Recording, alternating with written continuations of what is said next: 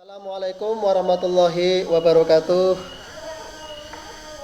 Ikhlas Bakti Bina Bangsa berbudi bawah laksana. Salam Pramuka. Pada kesempatan ini saya akan menjelaskan tentang dasar Dharma Pramuka. Mungkin teman-teman semuanya saja nggak asing lagi untuk mendengarkan dasar Dharma Pramuka, karena Pramuka memang ada di mana-mana ya. Sejak kita duduk di bangku SD atau MI sampai SMP, SMA, bahkan sampai ke perguruan tinggi, di dalam dunia pendidikan juga masih ada pramuka.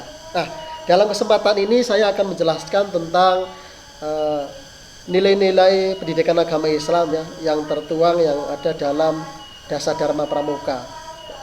Saya akan mencoba sedikit menjelaskan ya. Nah, dasar Dharma Pramuka itu apa ya? Yang pertama yaitu tentang takwa kepada Tuhan yang Maha Esa. Nah, takwa itu apa sih di situ? Itu kalimatnya takwa kepada Tuhan yang Maha Esa. Nah, artinya kita disuruh takwa. Takwa itu takut ya, kita takut kepada Tuhan ya. Nah, takut di sini bukan berarti kita itu justru menjauh. Nah, kadang kalau kita takut nih, contoh kita takut sama ular, sama binatang, nah, kita menjauh. Tapi kalau kita takut kepada Tuhan, kepada Allah Subhanahu wa taala, berarti kita justru mendekatkan diri kepada Allah dengan cara bagaimana? Berusaha untuk menjalankan perintah-perintahnya Allah dan menjauhi larangan-larangannya. Gitu. Nah, di sini memakai kata Tuhan karena pramuka itu digunakan untuk di kalangan sekolah. Di situ bukan hanya untuk orang Islam saja. Jadi orang Kristen, Buddha, atau agama yang lain juga mengikuti gerakan pramuka, sehingga takwa kepada Tuhan yang Maha Esa itu Tuhan yang dimaksud dalam kategori orang Islam adalah Allah Subhanahu wa taala. Nah, kenapa kita disuruh takwa? Allah juga sudah berfirman di dalam Al-Qur'an surat Al-Imran ayat 102 yang bunyinya A'udzubillahi minasyaitonirrajim. Ya ayyuhalladzina amanu taqullaha haqqa tuqatih wa la tamutunna illa wa antum muslimun. Artinya, wahai orang-orang yang beriman, bertakwalah kepada Allah dengan sebenar-benarnya sini. Nah, dan janganlah kamu mati kecuali dalam keadaan muslim. Nah, artinya di sini itu kita wajibkan untuk bertakwa, karena Allah menciptakan manusia ya, salah satunya adalah illa liya'budun, supaya kita menyembah Allah. Wa ma khalaqtul jinna wa insa illa liya'budun. Dan Allah tidak menciptakan jin dan manusia kecuali salah satunya adalah untuk beribadah kepada Allah Subhanahu wa taala, atau hablum minallah di sini. Nah, itu ya sahabat-sahabat semua. Nah, kemudian yang kedua adalah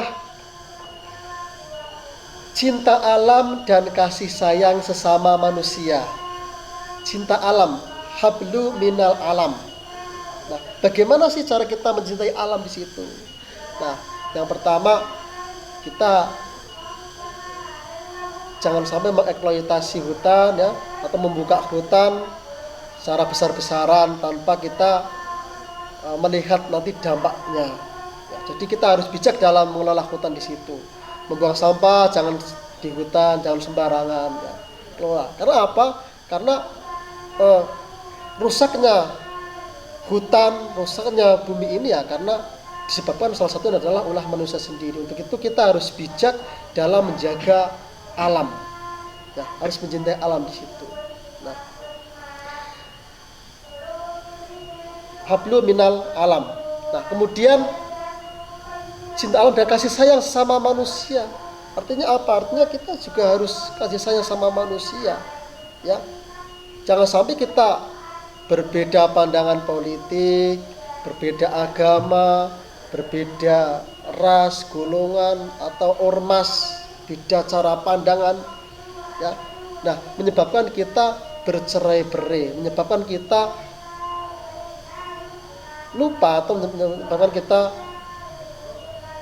bertengkar sama umat manusia, itu dilarang. Ya. Nah, dari hadis Nabi yang diriwayatkan oleh sahabat Anas, dari Nabi Muhammad SAW bersabda, la yu'minu ahadukum hatta yuhibbu li akhihi ma yuhibbu li nafsihi. Tidaklah beriman seorang di antara kalian sehingga dia mencintai saudaranya sebagaimana dia mencintai dirinya sendiri. Hadis riwayat Bukhari. Nah, hal itu menjelaskan bahwa kita sebagai manusia dianjurkan untuk saling kasih, mengasihi, sayang, menyayangi seperti halnya kita menyayangi pada diri sendiri. Hablum minal nas. Jadi tadi untuk dasar dharma pertama, takwa kepada Tuhan Yang Maha Esa, bisa dikatakan adalah hablum minallah, cinta alam, hablum minal alam, udah cinta pada sesama manusia itu adalah hablum minal nas. Nah. Kemudian yang selanjutnya itu adalah patriot yang sopan dan kesatria, sahabat. Nah, patriot itu apa sih di situ? Nah, patriot itu sikap yang berani, ya, berani pantang menyerah dan rela berkorban. Demi apa? Demi negara kesatuan Republik Indonesia. Nah, jadi kita sebagai warga Indonesia sudah final bahwa negara Indonesia adalah negara kesatuan Republik Indonesia berdasarkan Pancasila dan Undang-Undang Dasar 1945. Ya, bukan negara khilafah atau negara Islam. Jadi ketika ada orang-orang yang berusaha untuk mengganti ideologi Pancasila menjadi ideologi Islam dan sebagainya, ya kita patut untuk menolaknya karena memang sudah final dan sudah dirumuskan jauh-jauh oleh tokoh-tokoh kita yang terdahulu bahwa negara Indonesia adalah negara kesatuan Republik Indonesia. Patriot yang sopan. Nah, sopan di sini apa? Islam mengajarkan bahwa kita manusia adalah harus bisa sopan santun, tawadu, ya, saling menghormati ketika yang kecil menghormati yang lebih tua, lebih dewasa, yang tua menghargai kepada yang lebih muda. Dan kita harus sopan. Nah, seperti yang diajarkan, yang seperti yang disampaikan oleh Rasulullah SAW. Ya, kalau kita belajar sejarah tentang Rasul itu kan luar biasa sekali. Mereka sangat menghormati anak-anak, kemudian menghormati yang lebih tua, ya, itu sopan. Ya. Kemudian selanjutnya yaitu patuh dan suka bermusyawarah. Ya.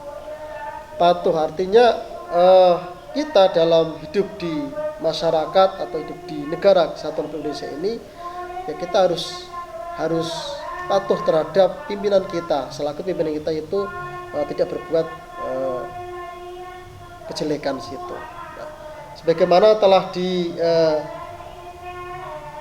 dalam Al-Quran, yaitu surat An-Nisa ayat 59 yang berbunyi a'udzubillahi minasyaitonirrajim, ya ayyuhalladzina amanu atiullaha wa atiur rasul wa ulil amri minkum.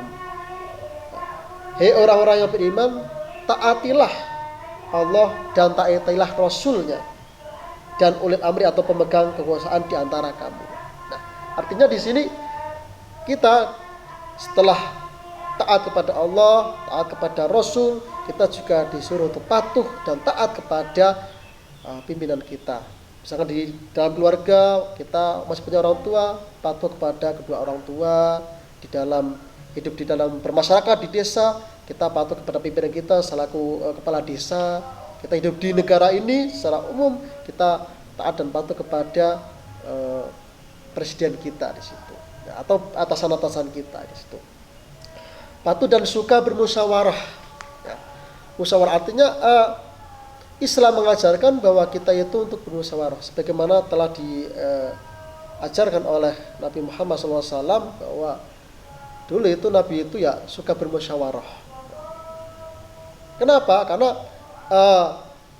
Rasul pun dulu sebenarnya dia sudah punya, ketika ada suatu menentukan sesuatu dia bijak, tapi dia tetap melontarkan atau tetap meminta pertimbangan kepada sahabat-sahabatnya, ya, dimusyawarahkan di situ. Nah, kita disuruh untuk bermusyawarah dalam segala hal, ya.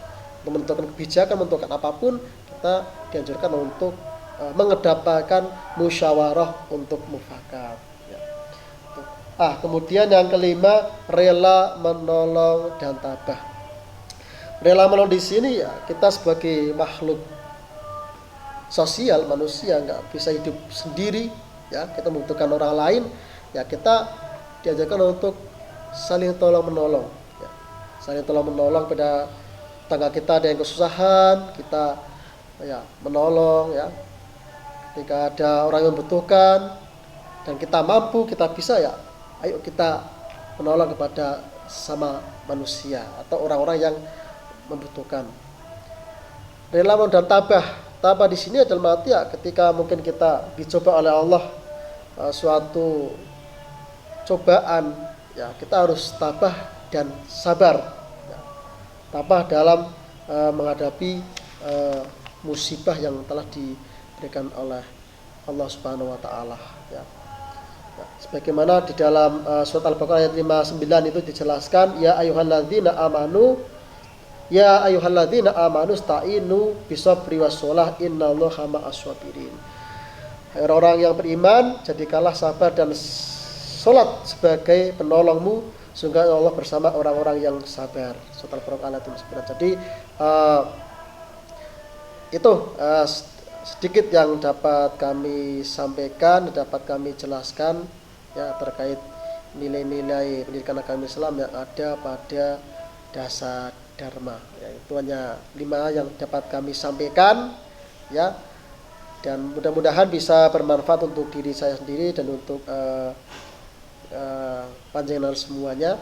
Dan apabila ada kekurangan, nah itu murni dari kebodohan saya, dan saya juga minta maaf yang sebesar-besarnya. Kami akhiri, alaikum wallahul muwafiq ila aqwamit thoriq. Assalamualaikum warahmatullahi wabarakatuh. Salam Pramuka.